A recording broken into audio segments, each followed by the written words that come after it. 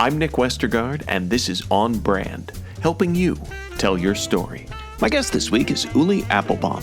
The positioning is, to your question, how does it fit? I think it's the lighthouse that will guide all the consumer-facing activities of the brand. So I define a brand positioning as the summary of all the brand associations you want to create with your offering. Ulli Appelbaum was born in Germany, raised in Africa and Belgium, and has lived in the U.S. for the last 20 years. He's held senior strategy and account planning roles at some of the largest advertising agencies in the world, including BBDO Germany and Chicago, Burnett Budapest, Frankfurt and Chicago, Fallon Worldwide in Minneapolis, and SapientNitro in Chicago, LA, and Minneapolis. He has contributed to 7 Effies and an Art Ogilvy Award for Excellence in Research, and his insight and strategies for Wrigley, Nestle Purina, Harley Davidson, Hallmark, Nestle, Procter Gamble, Chrysler, and many more. In 2014, he launched first the Trousers, then the Shoes, Inc., a brand research and strategy consultancy. He's the author of the Brand Positioning Workbook, a simple how-to guide to more compelling brand positionings, as well as other positioning books and game cards. My interview with Ulli Appelbaum is coming right up, but first... Hey, it's Jason Falls of the Marketing Podcast Network. You know we're trying to bring you the greatest education opportunities out there. We've got another one for you, folks. The Creator Economy Expo, CEX 2023, is for content creators and entrepreneurs interested in building and growing their content-first businesses without relying on social platforms. This year's Creator Economy Expo features 10 amazing keynote speakers and over 30 in-depth breakout sessions. Join 500-plus bloggers, podcasters, authors, newsletter writers, speakers, coaches, and consultants, and freelancers at the learning and networking event for content creators. Don't be left out. Plan to attend this year, May 1st through the 3rd, 2023 in Cleveland, Ohio. Register now and get early bird pricing. And the Marketing Podcast Network has a special offer for you. You can get $100 off using the coupon code MPN100. That's MPN100. Head over to cex.events to register. cex.events, code MPN 100. As a business-to-business marketer, your needs are unique. B2B buying cycles are long, and your customers face incredibly complex decisions. Isn't it time you had a marketing platform built specifically for you? LinkedIn ads empower marketers with solutions for you and your customers. LinkedIn ads allow you to build the right relationships, drive results, and reach your customers in a respectful manner. On LinkedIn, you'll have access to and build relationships with decision makers. Of the 875 million users on the network, 180 million are senior level executives, 10 million are C-level executives. You'll also be able to drive results with targeting and measurement tools built specifically for B2B. And they work. Audiences exposed to brand messages on LinkedIn are 6 times more likely to convert. LinkedIn Ads is also ranked number 1 for security, community, and ad experience as part of Business Insider's Digital Trust Study. Make B2B marketing everything it can be and get a $100 credit on your next campaign. Go to linkedin.com/MPN to claim your credit. That's linkedin.com/MPN. Terms and conditions apply. Ulli Appelbaum, welcome to On Brand. Hi, Nick. Thanks for having me. Very excited to be on your show. You know, listeners of the show know that I am a sucker for interesting brand names. So I'm going to jump right in with your work on first the trousers, then the shoes. Talk me through. That seems like a name with a story, with something tied to it that I'd love to unpack. So, yes, great question. The name is actually over 20 years old already. And I must shamefully admit it came out of a brainstorm with a friend of mine, fueled by quite some liquor. We're looking for a new name for my company. But there is a logic behind it, which is why the name, I felt attracted to the name. So my services are focused on strategy first, obviously purely strategy, no execution. And I'm the firm believer that you need to know and define what you want to do in the world of marketing before you execute. Unfortunately, not everyone thinks like that. So this idea came up with, first the trousers, then the shoes. Trying to put the shoes on first and then the trousers typically is a recipe for disaster. But then the second idea behind it, that's what I liked it so much. I could have called it Appelbaum Consulting Services or Appelbaum Brand Strategy or something like that. But I believe the strategic process and the process of developing a brand strategy is a creative problem-solving process. It's an idea generation process. So it's a very creative process. So first the trousers, then the shoes allow me to say we put strategy first, but put a strong creative lens on our thinking to come up with more original ideas. So that's the whole background to why the name stood the test of time for the last 20 years. And, over the last 20 years, I sometimes thought, do I need to change it? But no, it's I love it. And it's fascinating to hear my client introduce me to their colleague describing the name, and it's just a giggle moment in meetings, an icebreaker moment, which is great. Yeah, I walked you through, our show flow here, and we always close with the brand that makes you smile, and ending on that. But boy, you've illuminated something new for me of the importance of starting with a smile. I mean, and gosh, with certainly with your experience, the importance of that as well. So your career. Your life.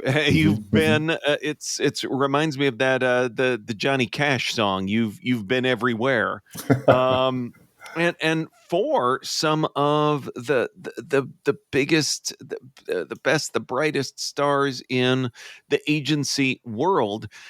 In looking at that career, and now with your own, again for 20 years with your own shingle out there. What did you see in the space that, after being at all of these best and brightest places, that you thought, here's what I want to do that is maybe different from that? Well, the biggest thing, so first of all, I really had the opportunity to work not only for some of the top agencies in the world, but also with some of the brightest clients and brands in the world. So I feel extremely lucky in the sense that my training ground for 20 years has been sort of like some of the smartest people I've ever met, which is fantastic. What slowly prompted me to step out of this world was simply the business models most, let's say, communication advertising agencies have, right? They sell an end product. And if the right solution, if you identify a solution for a brand that may not fall in the scope of the services the agency delivers, it's not going to be presented. You know what I mean? So there were like a few moments 10 years or so ago where I bumped into a couple of walls where a brand with a specific problem that needed a specific solution that went beyond the traditional advertising campaign was shut down internally because it wasn't in our skill set. So this frustration with or this inability to be, sometimes the best thing to revive a brand, let's say that has a great brand experience, is, let's say, a sampling action, right? If you talk about a food brand, just getting the product back in people's mouth. Or having people demonstrate. So many, many years ago, I did some work on Vitamix, this blender. And one of the best recruiting strategies for consumers to purchase the Vitamix blender is literally a demonstration at point of sale like Costco. If you see the product at work, you convince people to buy it. That is not, a sexy advertising campaign or a big brand campaign. But it's the right thing for the brand. So the inability to really come up with a media neutral solution is ultimately what pushed me out of advertising or the advertising agencies. And the second thing was simply a very pragmatic decision. We decided to move back to Minneapolis, where my wife comes from. And this was a more lifestyle choice. And, when you've worked in some of the big cities like Chicago and LA, moving into an agency here in the Midwest is going to create some haters here, I guess, but it's like a bit of a step back also financially. So I decided if I want to make it in the Midwest, I need to start my own business, which led to the creation of the relaunch of first the trousers, then the shoes. That's a lot there that is important to note too. That idea of if ultimately advertising is what you're selling, and of course, there's been a huge shift in the agency business. There is more available today at some of those shops, but largely, yeah, that is the product, and ultimately, there's so many different things where situations where an advertising output is not the solution to the challenge that the customer is maybe facing. So is there a situation that you can think of where in your work post the agency side of things, where it has been a solution that's something different than what we would traditionally put into the marketing side of things? It happened to me a couple of years ago. I did a work for a big packaged good companies that also had a food services division. So basically, they have a whole division catering to restaurants at universities and these kind of things. And um, the typical approach was to say, let's understand our audience, which is the chefs and the people working in in the kitchens in these restaurants at university and colleges. Understand what the proposition is they're looking for and how we can communicate with them. Across various touch points, digital magazines, and all these kind of things.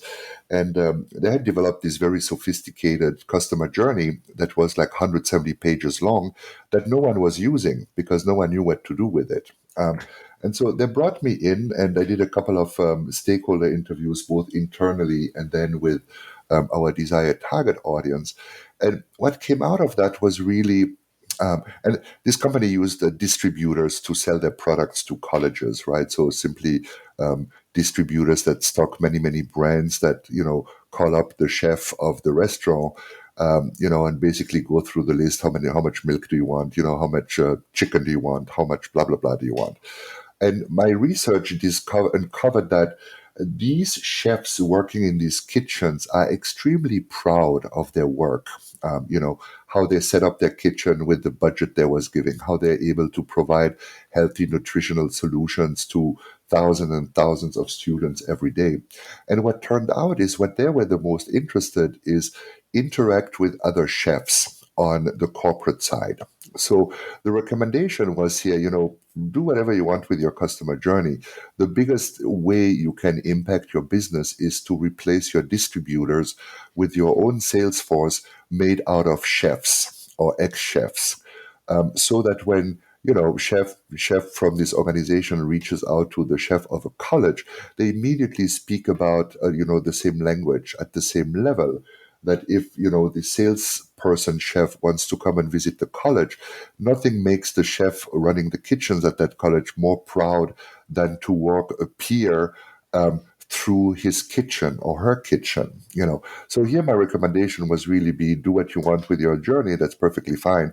But your real key to success is going to be change the way you organize your sales force and the type of salespeople you have, and recruit and hire more chefs. And that, of course, was so dumb and simple, but that was something actionable, something the company could immediately focus on. And they've done that. And that immediately changed to a significant change in order rate. And that was just right before COVID hit, and then everything shut down. But that would be an example where it isn't about a brand positioning, it isn't about a communication strategy or advertising campaign or digital campaign. It's really about change the people that interact with your customers, put peers in these roles, and you'll be successful in your business. On Brand, we'll be right back after this.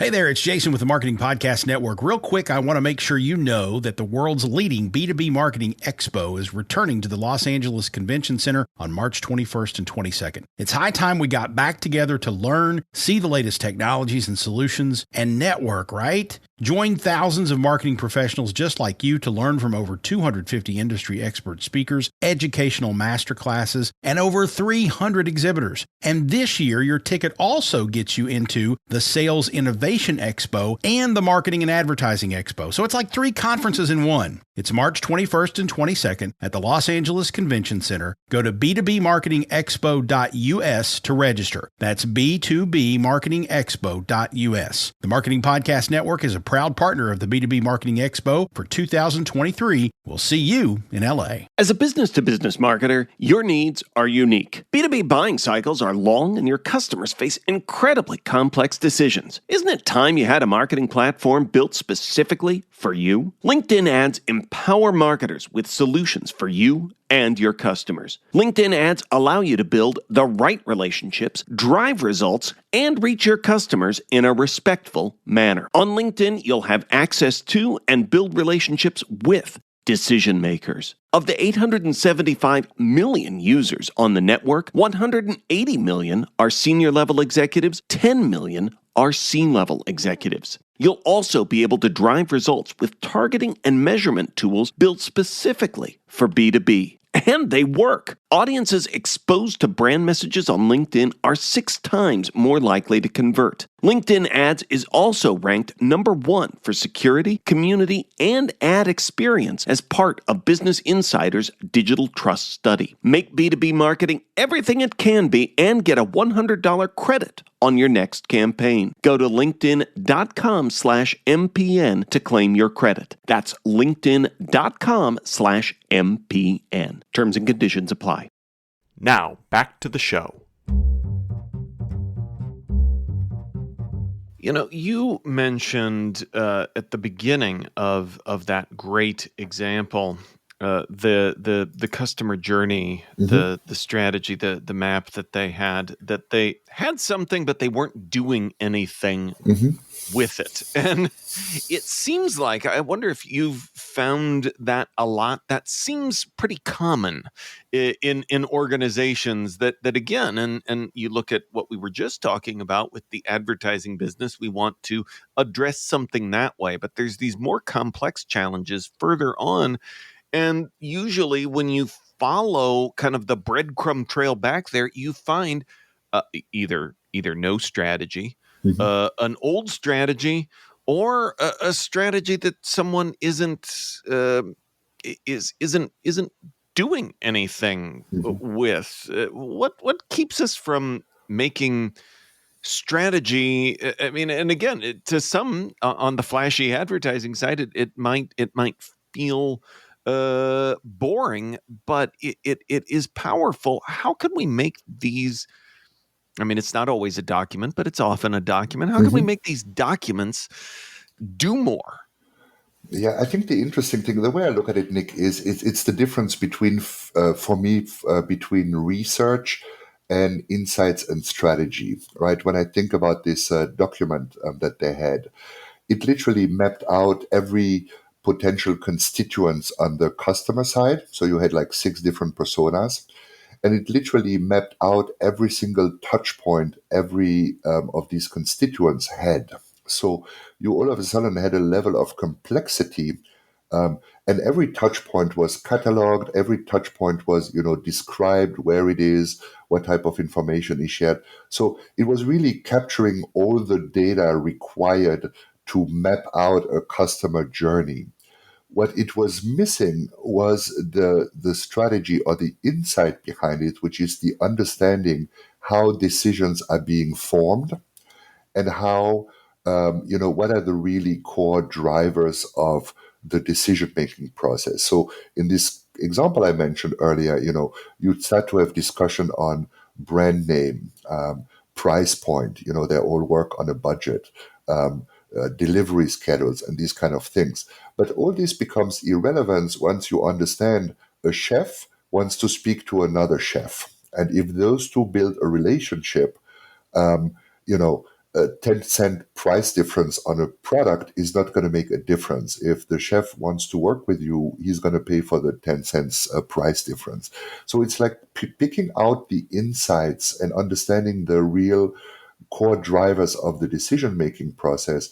That is the part that, in my opinion, is often missing. So when you look at these, 170-page of customer journey presentations or decks, they're extremely thorough, and you cannot disagree with any of the points that is being made in these 160 pages. But you still don't know. So what exactly, what's the core, what's the key success to build a relationship with this customer and to drive my business with this customer. I really think it's a difference between collecting data and making sense of this data to make it actionable to build a business, if that makes sense.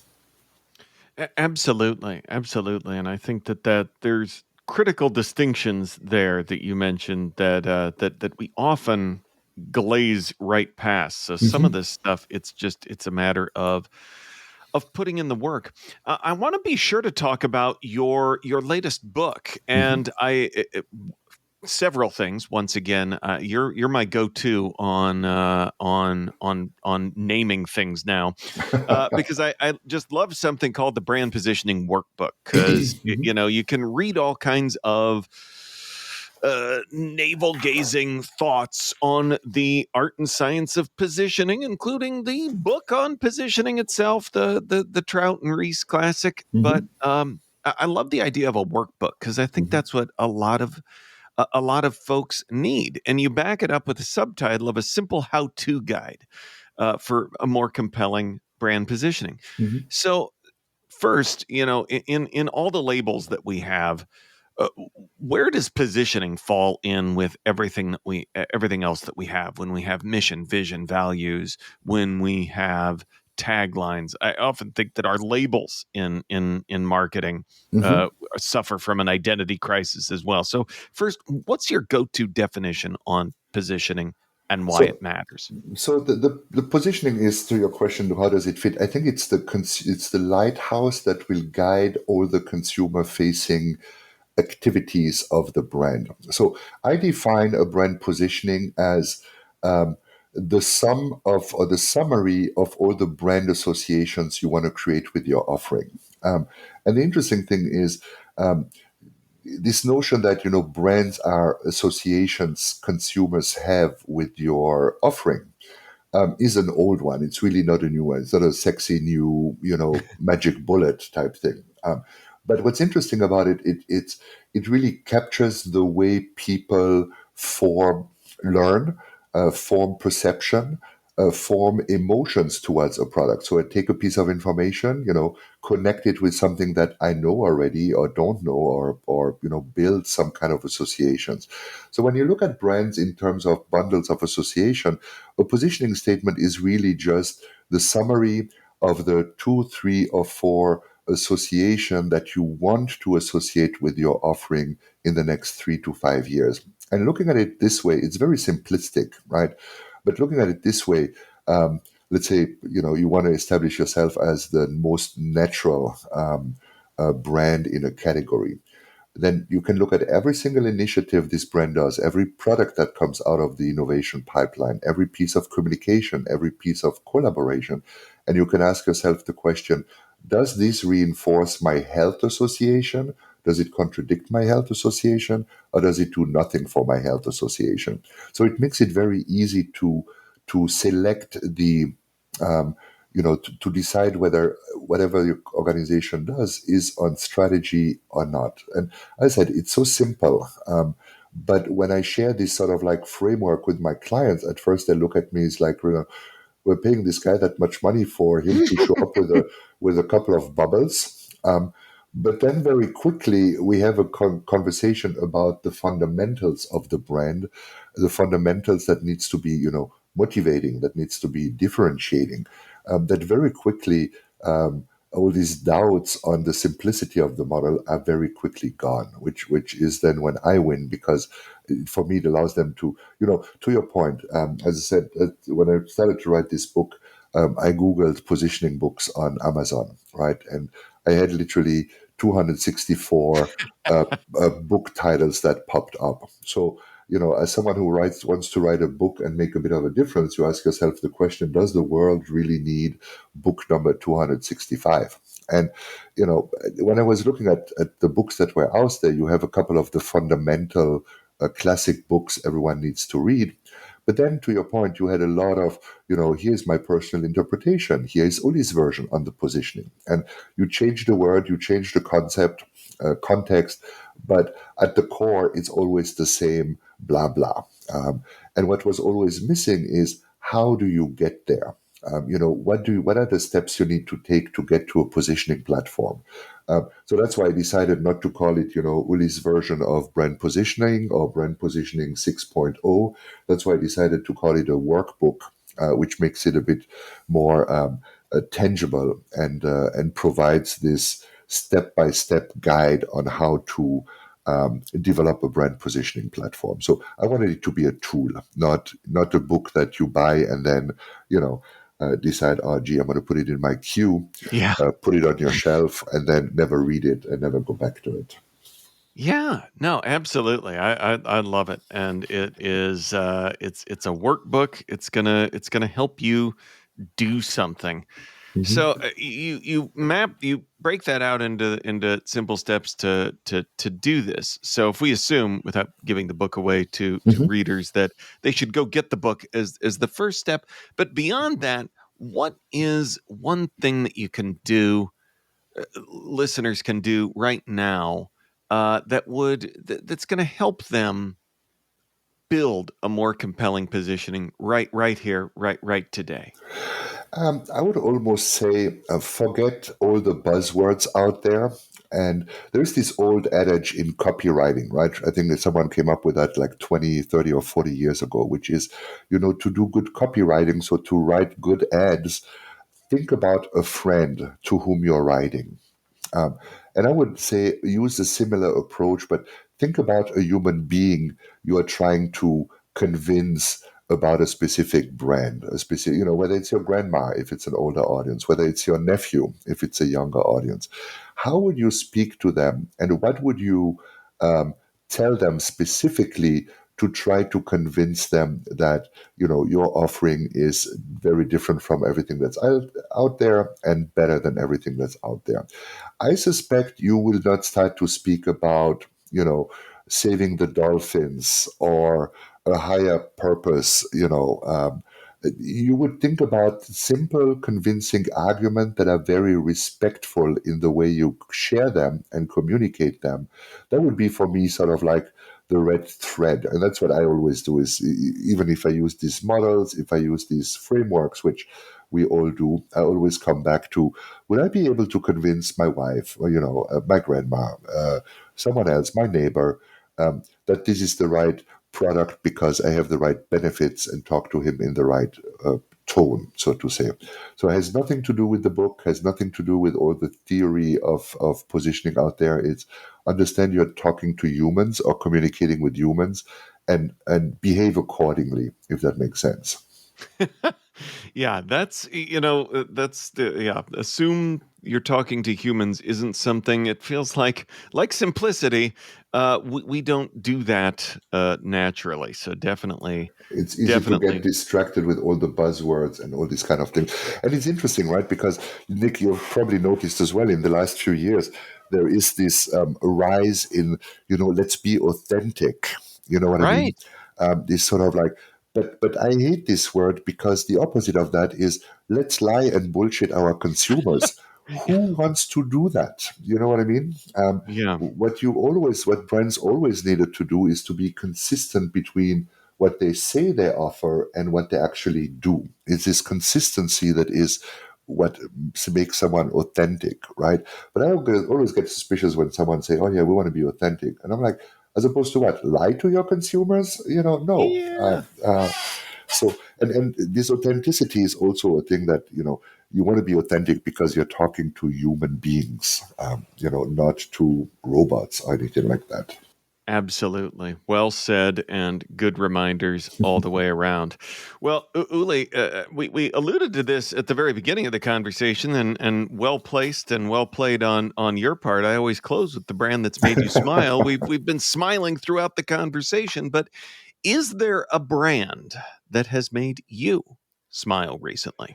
Absolutely. And the brand is McDonald's in the UK. I don't know if there was quite a buzz in the last few weeks about a new advertising campaign they came up with, in which they do not show the restaurant, they do not show the burgers, where they literally just play with the brand properties, and in this case, the arches, the McDonald's arches, but translate them in the advertising as the eyebrows of the cast in the advertising going up. So, when you imagine your eyebrows, you basically have an M or you have an arch. And just lifting your eyebrows, is a reminder of the M of McDonald's. And it's funny, it's cute, but what I think is brilliant about that is I mentioned, brands are bundles of associations. Well, some of these associations are brand assets or brand properties, right? For McDonald's, it's the arches, it's Ronald, et cetera, et cetera. And more and more science and research in the last few years shows that if as a brand you leverage your assets across touch points, you increase brand salience, which is basically the consumer's ability to think about you at a moment of purchase. And so, big fan of brand assets and using brand assets creatively in communication. And just as I was sort of like, diving into this sort of like the strategic rationale, McDonald's comes out and uses human eyebrows to communicate a brand asset, which is the McDonald's arches that everyone recognizes. Absolutely brilliant. And as I said, makes me laugh, but it's strategically so relevant that it's not just silly fun or silly smile, but it's smart, strategic, and makes you smile. So the McDonald's Arches commercial that literally came out a week or two in the UK. That is a great example, a great smile, and a brand that is connected to kind of the fabric of our culture. Mm-hmm. Ulli, where can folks go to learn more about who you are and what you do? Great question. Thanks for asking it. The best place probably would be LinkedIn. Ulli Appelbaum on LinkedIn. You can just Google me. I think I've produced so much content in the last few years that I probably would pop up everywhere. Or you can just go and check out my website, which is first-the-trousers.com. So first the trousers with dashes in between the words.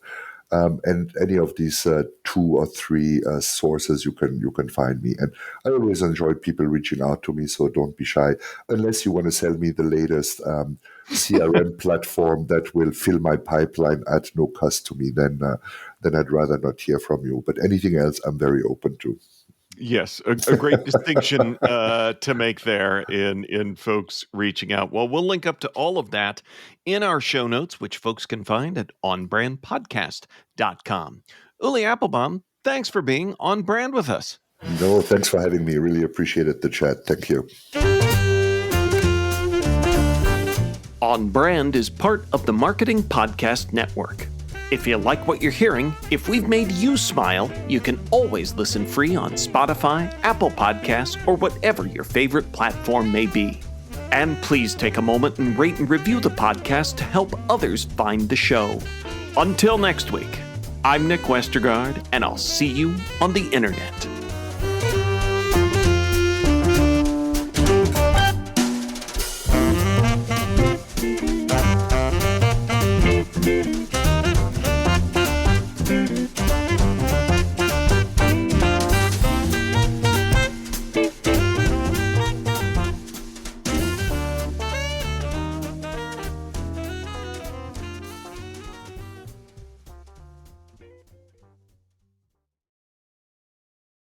This podcast is heard along the Marketing Podcast Network. For more great marketing podcasts, visit marketingpodcasts.net.